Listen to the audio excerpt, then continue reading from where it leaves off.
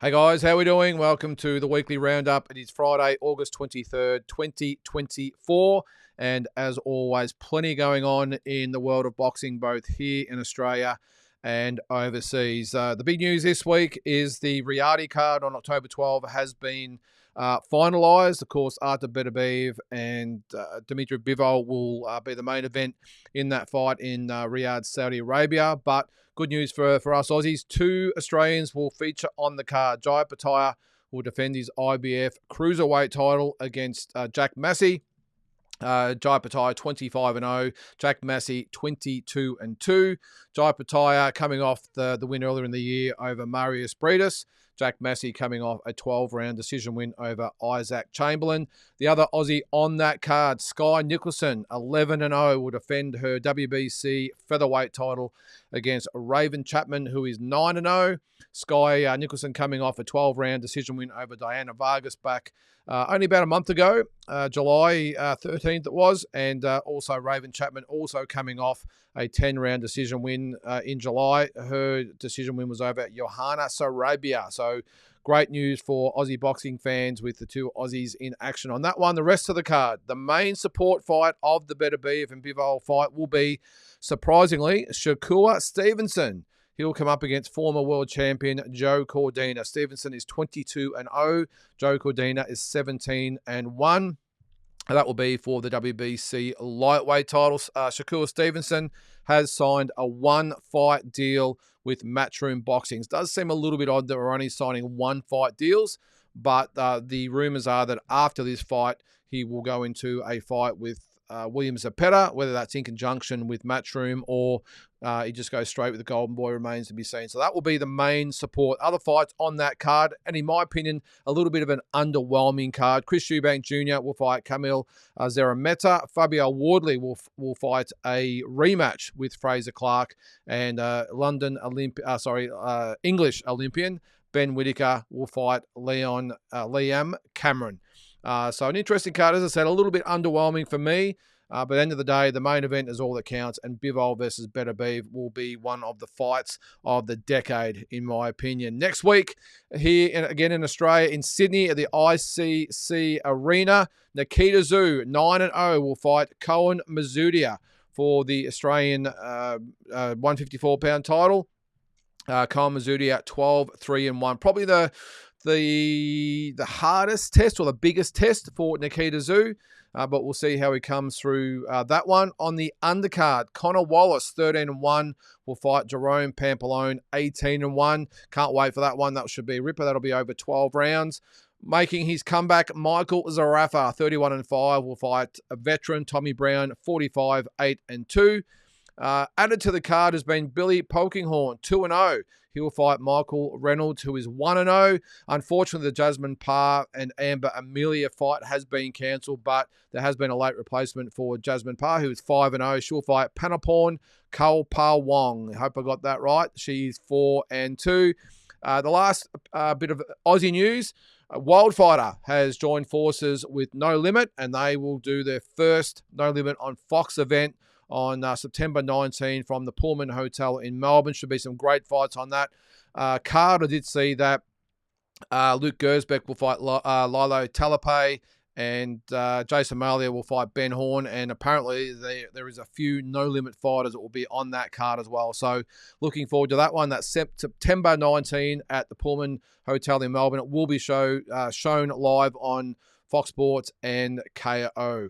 On to the world scene last weekend, Christian Mbili solidified his chances at a Canelo Alvarez fight, improved to 28-0 with a 10-round decision over Sergey Derevchenko, who dropped to 15-6. The scores 98-92, 99-91, and 100-90. There is word or rumours that Mbili is on the list of Canelo potential opponents for May next year, so we'll keep an eye on that one. Would be very entertaining, that one.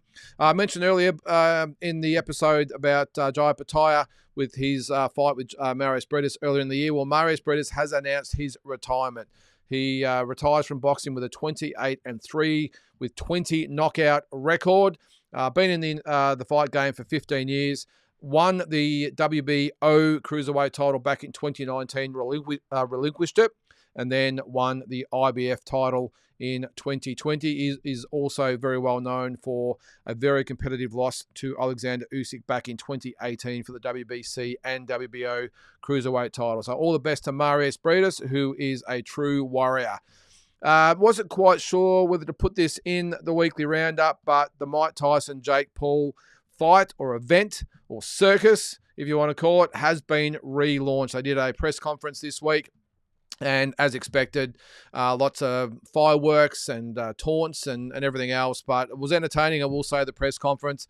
But they will fight on November 15 in Dallas, Texas at the Cowboys Stadium. So not sure what to make of the event, but one thing I am very intrigued to see or looking forward to seeing is the rematch between Katie Taylor and Amanda Serrano, which will be on the undercard. So we'll be live and free on Netflix. So if you've got a Netflix subscription, then all the best to you watching that one. Apparently, well, according to a lot of the predictions, it will be the most watched boxing event of all time. So try and get your head around that one. In October, there has been the launch of the Japanese Super Weekend in Tokyo. It'll be October 13 and 14. 2 days of boxing world title fights. We have Takuma Inoue on night one, 20-1. He'll fight Sienna Susumi, who's 11-0-2. Kenshiro Taraji, 23-1, will fight Christopher Rosales, 37-6 for the WBC Flyweight title. That's the vacant belt, just on their last one. Inoue and Susumi will be for the WBO 118-pound title. Seijo Yuri Akui, 20 wins, 2 losses, and a draw, will fight Thananche Schoenfach, who's, that's what I said, is 25-1 for the WBA Flyweight title. I'm sure it's not pronounced that way, but that's the way us Aussies pronounce it anyway. But that will be night one. Also, actually on that card will be Shoshiki Iwata. Geez, it's a mouthful, all these names. 13-1, he'll fight Yaro Noriega, who's 14-0 for the WBA Light Flyweight title. So that is night number one. On to night number two. The main event will be Junto Nakatani, 28-0.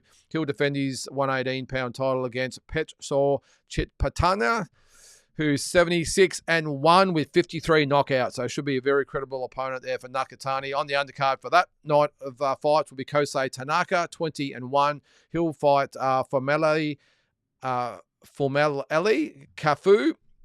who's 10-0 for the WBO Super Flyweight title. Anthony Olaswaga will fight, I'm having a hard time, Olaswaga, 7-1, will fight Jonathan Gonzalez, 28-3-1 for the WBO Light Flyweight title. And also on that card, Tenshan Nasukawa, will fight, who's 4-0, will fight Jerwin Asilo, who's 9-0.